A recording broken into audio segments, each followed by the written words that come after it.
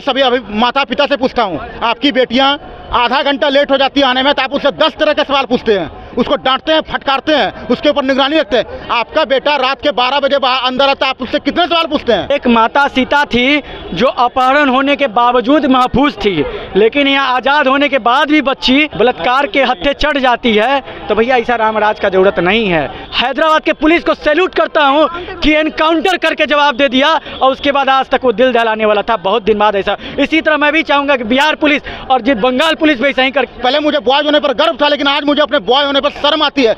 माताएं बहनें आज मुझे भी शक नज़र से देखती है कि कहीं मेरे साथ भी वो ना हो जाए जो कोलकाता में हुआ था। माता पिता अपने बेटों को अच्छा संस्कार देना सिखाइए, उसको सिखाइए कि तुम्हारी पत्नी के अलावा जितनी भी माताएं महिला हैं, तुम्हारी माँ है या तुम्हारी बहन है, उसको हाथ मत लगा, उसके साथ वही सलूक करो जो अपनी माता और बहनों के साथ करते हो। बिहार पिछड़ा राज्य बन चुका है, ना एक कल कारखाना लग पाया, ना चीनी मिल स्टार्ट हो पाया, ना सरकारी स्कूल का व्यवस्था सही हो पाया।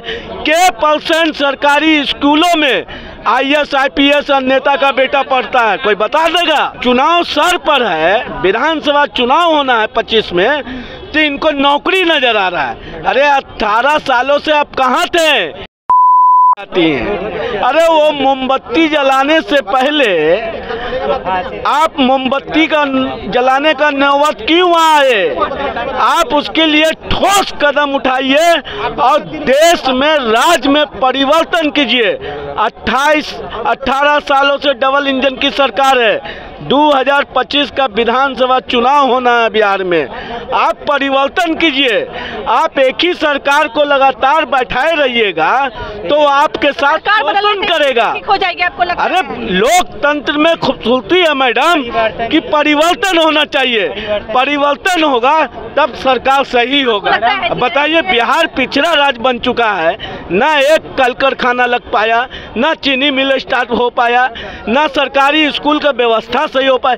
के % सरकारी स्कूलों में IAS IPS और नेता का बेटा पढ़ता है, कोई बता देगा? लेकिन नौकरी दे रहे हैं ना, मुख्यमंत्री ने ऐलान किया। अरे ये 10 लाख का नौकरी, इधर सुनिए, 10 लाख कह के 12 लाख, ये 19 लाख का जुमला था। 19 से अब आ गई 10 लाख, और 10 से फिर 12 लाख। जब चुनाव सर पर है, विधानसभा चुनाव होना है 25 में, तो इनको नौकरी नजर आ रहा है। अरे 18 सालों से आप कहाँ थे?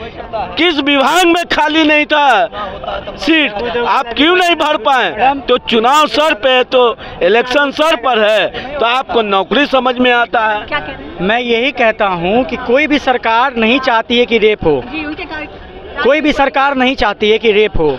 लेकिन आप एक बात बताइए कि अगर जो दरिंदा होता है, अपराधी होता है, बलात्कारी होता है, ठीक है, उस बलात्कारी को अरेस्ट करने में, उसके कानूनी कार्रवाई करने में, सज़ा करने में टाइम क्यों लगता है? पहली नंबर बात, पहले बात सुनिएगा, ठीक है। दूसरा नंबर चीज़ कि उसको सज़ा क्यों नहीं मिलता? क्या सरकार हमारा दरखास्त करके उच्च न्यायालय चाहे सुप्रीम कोर्ट को, न्यायालय को, क्या बोलते हैं उसको, मतलब रिक्वेस्ट करके उसको सज़ा नहीं दिला सकता है?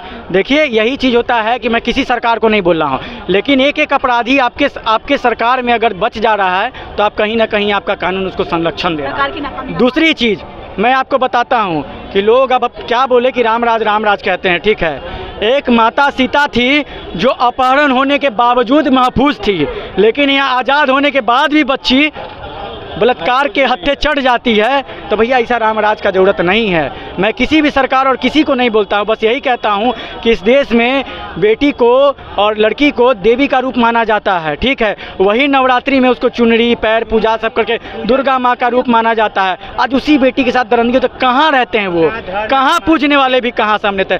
किसी का बात मुँह नहीं खुलता है। कब तक कैंडल मार्च करेंगे? कब तक बैनर लेके उसके लिए सड़कों पे कब तक मौन करेंगे? हमारी बहन हो, किसी, सबकी है, हर एक व्यक्ति का उतना ही दिल दहलता है जितना उस परिवार का दिल दहला हो, ठीक है। तो मैं यही कहूँगा, माननीय सरकार जिसकी हो, माननीय उच्च न्यायालय जिसका हो, माननीय सर्वोच्च न्यायालय से मैं ये दरख्वास्त करूँगा इस मीडिया के माध्यम से कि उस अपराधी को, चाहे बंगाल का अपराधी हो, चाहे बिहार में हुआ, कहीं के अपराधी को सजाए मौत होना चाहिए, सजा और फांसी होना चाहिए। और मैं इस मामले के पहले भी एक बार हैदराबाद में हुआ था, मैं हैदराबाद के पुलिस को सैल्यूट करता हूं कि एनकाउंटर करके जवाब दे दिया और उसके बाद आज तक वो दिल दहलाने वाला था, बहुत दिन बाद ऐसा। इसी तरह मैं भी चाहूँगा कि बिहार पुलिस और बंगाल पुलिस भी ऐसा ही करके रखे, सरकार का कानून की वजह से अपना परिपालन करके अपना कर्तव्य करे और कानूनी कार्रवाई से उसको सजाए, सिर्फ सजाए मौत होना चाहिए, ताकि अगली बार से कोई करने के लिए सोचे तो सजाए मौत का उसके सामने दिमाग आए।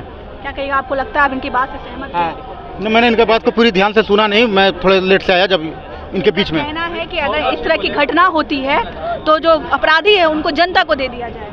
नहीं देखिए, मैं संविधान के खिलाफ तो नहीं जाऊंगा। इसका फास्ट ट्रैक कोर्ट लगा के फैसला किया जाए और उसको फांसी दिया जाए। ये जनता को देखे लोग अब कानूनी व्यवस्था जो है उससे उब गए हैं, विश्वास नहीं कर पा रहे हैं क्योंकि एक लंबा वक्त लग रहा है, लेकिन ये तो है कि कानून हाथ में नहीं ले सकते हैं। देखिए, अब लोगों का गुस्सा भी जायज है। आखिर कोई भी महिला अगर जाती है थाना में मामला दर्ज कराने के लिए तो ऐसी रिपोर्ट आती है कि वहाँ पे उसका मामला दर्ज नहीं किया जाता है, लिपापोती की जाती है। एक और क्वेश्चन है, ये जो है अभी तो हम लोग बीच में से बात कर रहे थे, टॉपिक चल रहा था कि नीतीश कुमार ने वादा किया है कि 10 लाख से बढ़ा करके हम 12 लाख की नौकरी देंगे, इस पर क्या कहेंगे? तो रोजगार दे रही है तो नीतीश जी को मैं धन्यवाद देना चाहूँगा। रोजगार मिलना ही चाहिए, रोजगार की सबसे ज़्यादा जरूरत है। इंसान की जिंदगी की सबसे बड़ी जरूरत है रोटी, कपड़ा, मकान। जो सब कह रहे हैं कि नहीं 10 लाख तो कहाँ दे पाए आप 12 लाख दीजिए। अब लोगों को ये भी विश्वास नहीं था कि मोदी जी तीसरे टर्म आएंगे, लोगों को ये भी विश्वास नहीं था कि नीतीश जी 2020 में मुख्यमंत्री बनेंगे। लेकिन वो देखिए, वो जैसा बोलते हैं वो करते हैं। नीतीश जी ने बोला ना 12 लाख दूंगा तो वो दे के दिखा देंगे, तो लोग रिजल्ट देखेगा ना लोग। और दूसरी बात, और ये बलात्कार पे बात कर रहे थे ना, एक बात बताइए, बलात्कार के लिए क्या सिर्फ सरकार दोषी है, कानून दोषी है? हम बॉयज दोषी हैं, हम बॉयज। अगर लड़कियां बाहर निकलने से पहले अगर असुरक्षित महसूस करती है उसके लिए हम बॉयज दोषी हैं। जो भी उसके साथ ऐसा करता है उसको कोई ना कोई बॉयज है। मैं सभी अभी माता पिता से पूछता हूँ, आपकी बेटियाँ आधा घंटा लेट हो जाती है आने में तो आप उससे 10 तरह के सवाल पूछते हैं, उसको डांटते हैं, फटकारते हैं, उसके ऊपर निगरानी रखते हैं। आपका बेटा रात के 12 बजे बाहर अंदर आता है, आप उससे कितने सवाल पूछते हैं? जब वो कुसंगति में पड़ता है, गंदे लोगों के साथ दोस्ती करता है, आप उससे कितने सवाल पूछते हैं? माता पिता अपने बेटों को अच्छा संस्कार देना सिखाइए, उसको सिखाइए कि तुम्हारी पत्नी के अलावा जितनी भी महिला हैं तुम्हारी माँ है या तुम्हारी बहन है, उसको हाथ मत लगाओ, उसके साथ वही सलूक करो जो अपनी माता और बहनों के साथ करते हो। माता पिता अपने बच्चों को सिखाइए, जो भी ये गलती करता है ना वो किसी न किसी का बेटा ही है। अगर महिला के साथ ऐसा होता है तो इसके लिए जिम्मेदार हम बॉयज हैं, क्योंकि जितने भी आरोपी हैं वो कहीं न कहीं से बॉयज हैं, इसीलिए हम बॉयज इसके लिए आरोपी हैं। और हमें शर्म आती है अपने बॉयज होने पर। पहले मुझे बॉयज होने पर गर्व था, लेकिन आज मुझे अपने बॉय होने पर शर्म आती है। माताएं बहनें आज मुझे भी शक की नज़र से देखती है कि कहीं मेरे साथ भी वो ना हो जाए जो कोलकाता में हुआ था। तो अपने जितने भी माता पिता अपने बॉयज पर भी निगरानी रखिए, उसको अच्छी संस्कार दिखाइए। जय हिंद। ठीक है, अगर सरकार के बेटी के साथ ऐसा होता तो क्या करता सरकार, ये पहले बताइए हम। किसी की बेटी के साथ नहीं होना चाहिए। किसी की बेटी किसी के साथ नहीं होना चाहिए। आज जनता के बेटी के साथ हुआ तो मतलब कोई कड़ाई नहीं है, अगर सरकार के बेटी के साथ होता तो मतलब कड़ाई है, यही ना है, मतलब कोई इज्जत नहीं है हम लोग। लगता है कि फर्क है जनता और आम जनता और जो नेता है सब में फर्क है तब ना। अगर नेता कड़ाई करता तो ऐसा होता बताइए, पहले नहीं हो सकता है। अगर ऐसा हो तो उसका कड़ाई कीजिए। अगर मेरी बहन हो, किसी और का बहन हो, ऐसा थोड़ी चलेगा बताइए। हर समय ट्रेन में भी देखते वही हाल, जब स्टेशन पर देखते वही छेड़ देता है, कहीं भी चलते रहता रास्ता में छेड़ देता है। सरकार सब जगह तो नहीं चल सकती है, ये तो अपनी मानसिकता की भी हाँ, तो अपने सुरक्षा के लिए भी दिया है ना सरकार ना, तो उनको भी तो कड़ाई कर सकता है ना, पहले बताइए ना। अपनी मानसिकता ही ठीक कर ले, हमको पुलिस की जरूरत ही नहीं पड़ेगी। हम गंदी नजर से देखेंगे नहीं किसी को तो पुलिस आएगी नहीं। अच्छा, जैसे हम हैं हो सकते हैं, बाकी अगला हो सकता है, बताइए। वही तो मैं कह रही हूँ। हाँ तो वही तो अगला कौन सुधारेगा, वही नहीं सुधार सकता है ना, हम तो थोड़ी ना सुधार सकते हैं। कार्रवाई अगर होगी, कानून सख्ती पालन करेगा तो लोग जो है अपने आप अपने आप से सही हो जाएगा। अब अगर नहीं करेगा तो फिर कोई अथी नहीं, कोई दिक्कत ही नहीं। क्या नाम हुआ आपका? मेरा रोहित कुमार नाम हो। कहाँ से आ रहे हैं? गया से। यस, पटना आए हैं? गया से यार, पटना आए। एग्जाम देने। क्या चीज? किस चीज का एग्जाम? बिहार पुलिस का। बिहार पुलिस का। एकदम तैयारी पूरी है? हाँ, तैयारी तो एकदम है। कौन कौन आपके साथ? मेरे साथ एक राहुल भैया मेरे हैं, और लोग भी हैं, और लोग भी आए हैं। आप लोग गया से हैं जी? एग्जाम तैयारी नहीं की? लगता है पेपर लिखित पर नहीं होगा? लग तो नहीं रहा। नहीं, संभावना नहीं ना है जी? नहीं। एक स्टूडेंट के मन में डर भी रहता है, एग्जाम दे के निकले, कहीं निकले और ये मैसेज ना आए कि पेपर लीक हो जी। नहीं, इस बार लीक नहीं होगा। इस बार लीक नहीं। बिहार की जो राजनीति है और बिहार में जो ऐसी घटनाएं होती आ रही है, आपको क्या नहीं जानकारी इन सब? बिहार में जो घटना हो रहा है उसको लेके क्या रहा है? ये जो कुछ भी हो रहा है सही नहीं हो रहा है बस। हमारे साथ जो है बिहार की जनता थी, पटना की जनता थी, जिससे हमने नीतीश कुमार के जो रोजगार वाले वादे हैं, 10 से ज़्यादा 12 लाख की जो नौकरी देने के वादे उस पर बातचीत करने की कोशिश की। और बीच में जो है जो कलकत्ता में जो वो दिल दहला देने वाली घटना हुई है उसको लेकर के भी लोगों का गुस्सा जो है सरकार पे, केंद्र सरकार और राज्य सरकार पे फूटा है। बाकी आपकी क्या राय है? मैं थी आपके साथ प्रीति, आप कमेंट पे जरूर बताइएगा। तब तक के लिए धन्यवाद।